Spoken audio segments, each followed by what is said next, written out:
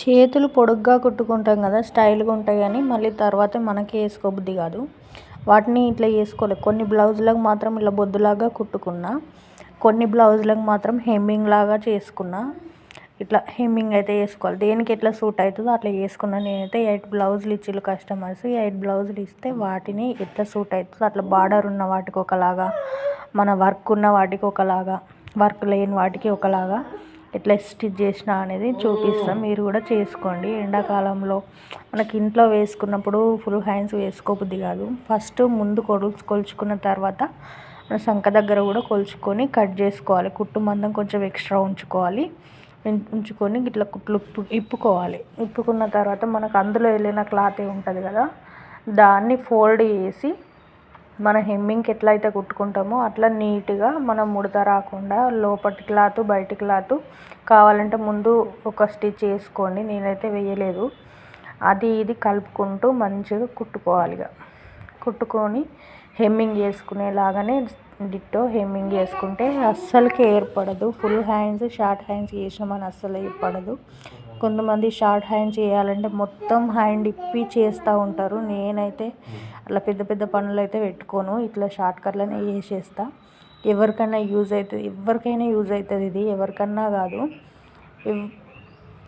మనం ఎట్లాగో హ్యాండ్స్ మార్చినాం కాబట్టి పైన కూడా కొలిసి వేసుకోవాలి. ఎట్లాగో పాత బ్లౌజ్లే చేంజ్ చేస్తాం కాబట్టి మొత్తం ఒకసారి మెజర్మెంట్స్ తీసుకొని మంచిగా కుట్లు కింది నుండి మీది వరకు పర్ఫెక్ట్గా వేసుకుంటే సరిపోతుంది. ఎట్లాగో మనం చేతి మొత్తం సెట్ చేసుకోవాల్సి ఉంటుంది. ఎందుకంటే పెద్ద హ్యాండ్ని చిన్నగా వేసుకున్నప్పుడు కొంచెం కొలతలు అనేటివి చేంజ్ అవుతాయి. అందుకోసమని మనం చూసుకొని కుట్లు వేసుకుంటే సరిపోతుంది. ఎవరికైనా నచ్చి ఉంటే సబ్స్క్రైబ్ చేసుకోండి.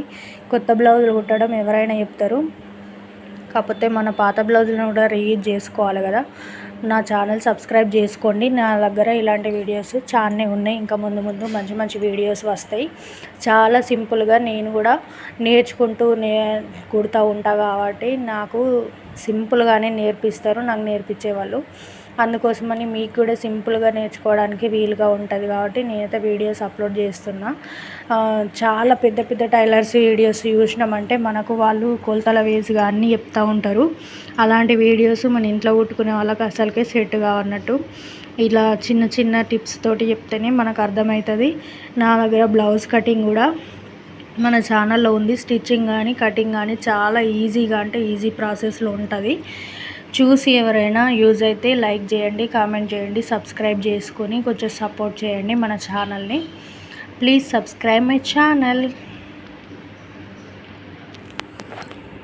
అంతే అండి, సింపుల్గా 2 హ్యాండ్స్కి మనం వేసేసుకున్నాం కదా. మళ్ళీ ఒకసారి బ్లౌజ్ను మొత్తం కొలుచుకొని చూసుకోవాలి. ఎందుకంటే పాత బ్లౌజ్ కదా, మళ్ళీ కస్టమర్స్ ఇవ్వాలంటే కూడా ఇయ్యరు కదా. అందుకోసం ఒకసారి చూసి కొలుచుకొని తక్కువ ఎక్కువ ఉంటే మనం సెట్ చేసుకొని కుట్లు వేసుకుంటే సరిపోతుంది.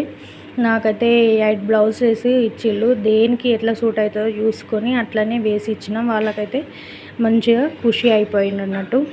అయితే మీరు మీ కాలనీలో ఎంత తీసుకుంటారో నాకైతే చెప్పండి. నేనైతే ఈచ్ బ్లౌజ్కి 40 రూపీస్ అయితే తీసుకున్నా, మాకు తెలిసిన వాళ్ళే.